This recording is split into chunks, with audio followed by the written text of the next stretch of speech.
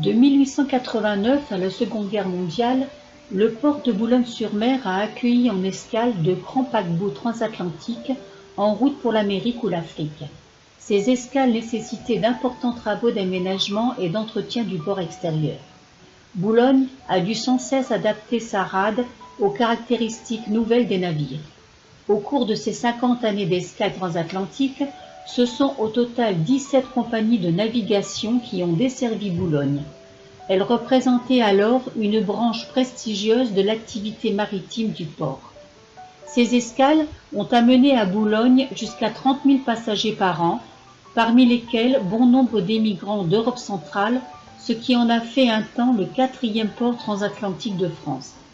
La navigation transatlantique ayant pour point de départ la Hollande ou l'Allemagne avait choisi Boulogne comme station d'arrêt et Calais aspirait à son tour à accaparer une partie de ce trafic long courrier.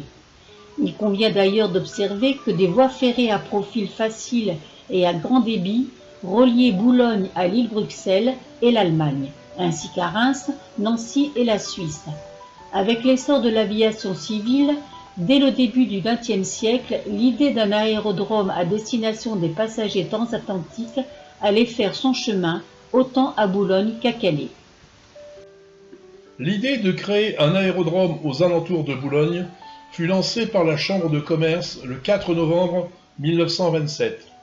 L'idée première était bien entendu de créer une annexe aérienne au profit des escales transatlantiques des compagnies maritimes, mais aussi de constituer un terrain de secours pour la ligne Paris-Londres qui ne soit pas gênée par le brouillard très fréquent à Saint-Aglever. Ces vœux ne recueillaient pas, il fallait s'y attendre, l'agrément des pro-Calais, comme l'Association aéronautique du Pas-de-Calais qui déclarait en mai 1931 « On sait combien l'aérodrome et le terrain d'aviation de Saint-Aglever sont défectueux, aussi bien du fait de leur position, tour à tour balayés par tous les vents ou noyés dans le brouillard. Le terrain d'Alprec n'est pas meilleur. C'est Calais qui semble offrir les meilleures conditions pour l'installation d'un aérodrome. » On peut citer bien d'autres exemples d'anti-Alprec. En 1931, le sous-secrétaire d'État à l'aéronautique, M. Richet, après une visite le 18 mai à Alprec, avait manifesté son intérêt pour le site lors du banquet offert par la Chambre de commerce. Le 1er juillet 1933, le journal La Croix annonçait l'aménagement prochain d'un aérodrome. Finalement, après maintes péripéties pour en assurer le financement, les travaux débutèrent en 1937. Pour en arriver là, 2 personnages se sont battus pour faire aboutir le projet.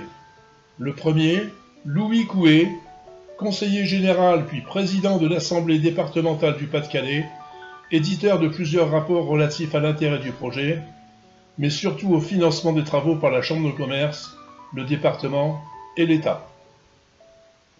Le second personnage, incontournable, est Roger Farjon, homme politique boulonnais, issu de la puissante famille d'industriels, propriétaire de l'entreprise Baignol et Farjon.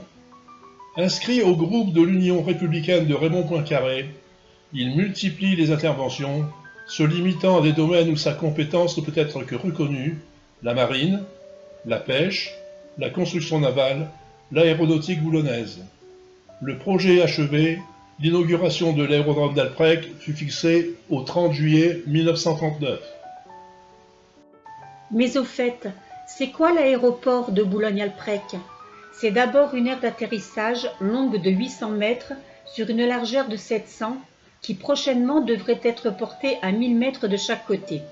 Le terrain actuel est largement dégagé et permet la réception d'avions très rapides. Au centre se trouve une aérogare moderne qui, d'après le quotidien Le Matin, donnera satisfaction aux plus difficiles, offrant tout le confort nécessaire pour les navigateurs aériens. Mais surtout, l'aérodrome de Boulogne-Alprec comporte des hangars qui permettront d'abriter une trentaine d'appareils. Dans son magazine Les Ailes du 10 août 1939, le site est décrit avec terrain splendide, bien dégagé, aménagement conçu suivant les meilleures données. Alprec sera pour le touriste l'un des meilleurs et des plus sympathiques aérodromes de France.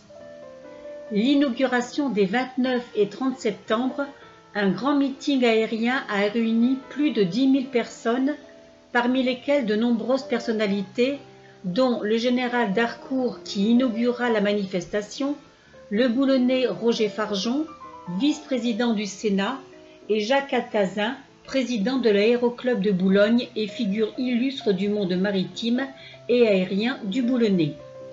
Les exercices d'acrobatie aérienne furent exécutés par les pilotes Lemay et son Morane, par l'intrépide Cavalli et par la patrouille de l'air.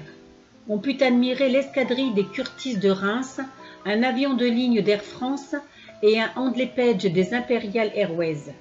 Le 30 juillet, à 16 h, 5 avions du Béarn prirent à leur tour le départ. Après une manœuvre d'attaque, de reconnaissance et de tir, ils allaient atterrir lorsque l'un des appareils fit une chute et prit feu en touchant le sol. Très rapidement, il fut anéanti. Son pilote, un second maître de la marine, périt carbonisé sans avoir pu faire le moindre mouvement. Le feu se communiqua à 8 voitures qui stationnaient à proximité. Quelques spectateurs furent légèrement blessés. À la suite de cet accident, la manifestation fut écourtée en signe de deuil, achevant ainsi l'inauguration d'un aérodrome voué aux meilleures destinées. Mais comme on le sait, tel ne fut pas le cas. L'entrée en guerre de la France quelques mois plus tard mettra fin aux activités de l'aérodrome Boulogne-Alprec. Le 3 septembre 1939, la France et l'Angleterre déclarent la guerre à l'Allemagne. C'est dire que l'aéroport Boulogne-Alprec, version civile, aura vécu tout juste un mois. Sitôt le conflit engagé, l'aviation militaire occupa les lieux et Alprec devint une des bases de l'aéronavale française assignée à la protection de nos frontières côtières. Une escadrille, dénommée AB1, affectée jusqu'à présent sur le Béarn, rejoint Boulogne-Alprec dès le mois de décembre 1939, tout en restant dans l'organisation des escadrilles du Béarn. Elle est alors équipée de 12 nouveaux modèles américains, les Chancebout 156F, sous le commandement du lieutenant de vaisseau Mesny. Ces avions amphibies de reconnaissance armée et de bombardement, avec ailes basses repliables et trains rétractables, étaient destinés à équiper les porte-avions US. Ils sont équipés d'un moteur Pratt et Whitney de 825 chevaux, armés de mitrailleuses 12,7 et 450 kg de bombes. Leur vitesse maxi est proche de 400 km/h à 2900 mètres d'altitude. 50 exemplaires furent livrés à la France. Durant le rude hiver 1939-40, l'AB1 fit de nombreuses patrouilles maritimes et d'actions anti-sous-marins. En avril, afin de parfaire sa formation d'appontage, elle rejoint le Béarn et elle est remplacée par l'AB3 sous les ordres du lieutenant de vaisseau Pierret. Du 5 au 9 mai, plusieurs alertes résonnèrent sur Boulogne, mais c'est le 10 mai que les choses sérieuses commencèrent. Ce jour-là, lors du déclenchement de l'offensive allemande, les bombardiers Heinkel 111 attaquent les terrains d'aviation. Celui d'Alprec bombardé voit son hangar principal voler en éclats avec les 12 voûtes de l'escadrille AB3 qui l'abritait. Dès la nouvelle de l'offensive allemande, l'AB1 reçoit l'ordre de regagner Alprec immédiatement. L'escadrille y arrive le 13 mai à 7h30 et un témoin raconte « Vue hangar détruit et appareil calciné ». En raison de l'inefficacité de la DCA, les avions ennemis ont pris tout leur temps. Le Heinkel 111 fut l'un des bombardiers moyens allemands les plus efficaces de la première moitié de la Seconde Guerre mondiale. C'était un avion robuste à ailes basses et pouvait aussi bien transporter des torpilles, des missiles ou encore des fusées V1. Il servit essentiellement au marquage de cibles et aux attaques de convois maritimes de l'Arctique à l'Afrique. Après l'abandon du bombardement stratégique par l'Allemagne, les Heinkel 111 servirent au remorquage de planeurs et au transport dans la tentative de ravitaillement de l'approche de Stalingrad. La production fut cessée en 1944 après avoir fabriqué plus de 7300 appareils. Le 16 mai 1940, l'AB1 décolle du Portel et bombarde le pont de chemin de fer du canal de Beveland. Après ce succès, les 9 appareils rentrent intacts à leur base.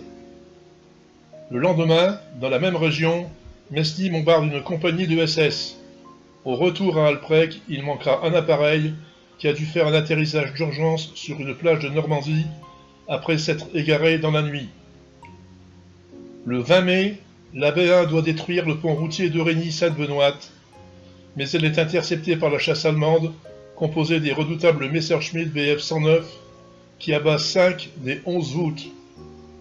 Les survivants rentreront au Portel en ordre dispersé, après un combat inégal. Après cet échec, la B1 quittera Alprec et effectuera d'autres missions sous d'autres cieux. C'en était fini de l'AB1 de l'aéronaval sur l'aérodrome Boulogne-Alprec. Le 22 juin 1940, l'armistice était signé. Rapidement, l'aérodrome fut investi par la Luftwaffe. Dès juin 1940, la Luftwaffe investit l'aérodrome du Portel. Il fut utilisé comme base pour les avions Stuka contre le navire et les objectifs de la Manche sur la côte sud-est de la Grande-Bretagne. La Luftwaffe a occupé l'aérodrome sans y apporter de modifications notables. L'aérodrome possédait 2 pistes en herbe de 760 et 500 mètres. Les points de ravitaillement en carburant et en munitions étaient situés sur les limites ouest et sud. Le personnel au sol était cantonné au Portel, quartier de la Salle. Les 2 zones d'envol situées au nord-est et au sud-est comptaient 3 abris couverts et 4 abris pour aéronefs ouverts.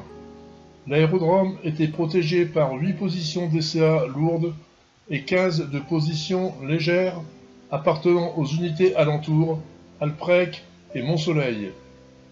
Après 1941, l'aérodrome est en partie abandonné. En novembre 1942, il fut même obstrué de trépieds mobiles type anti-landing.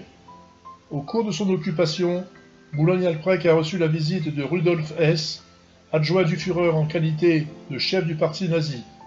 Il était accompagné du commandant en chef de l'armée, le maréchal général von Brauchitsch. L'aérodrome du Portel fut libéré par les troupes canadiennes en septembre 1944. Ainsi s'acheva la vie de notre aérodrome, devenu obsolète après la guerre.